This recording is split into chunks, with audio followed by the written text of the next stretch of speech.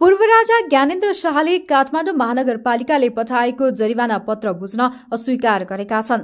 चैत 15 गते शुक्रबार तीनकुनेमा भएको प्रदर्शनलाई लिएर काठमाडौँ महानगरपालिकाले पूर्व राजा ज्ञानेन्द्र शाहलाई विभिन्न शीर्षकमा 7,93,000 जरिवाना सहितको पत्र तोकेको थियो।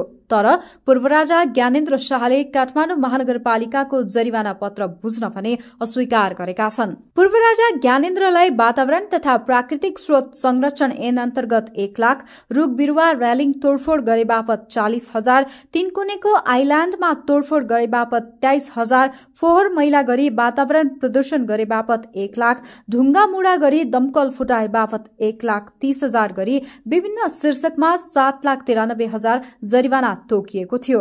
आइतबार बिहान काठमाडौँ महानगरपालिकाको टोली निर्वल निवास गेटमा पुगेको थियो, तर उनीहरूलाई प्रहरीले गेटबाटै फर्काइदिएको छ। राजावादीको आन्दोलनका क्रममा तीनकुने, कोटेश्वर लगायतका क्षेत्रमा तोडफोड र आगजनी भएको थियो। महानगरले वातावरण तथा प्राकृतिक स्रोत संरक्षण ऐन 2077 र काठमाडौँ महानगरपालिकाको आर्थिक ऐन बमोजिम जरिवाना गरेको हो।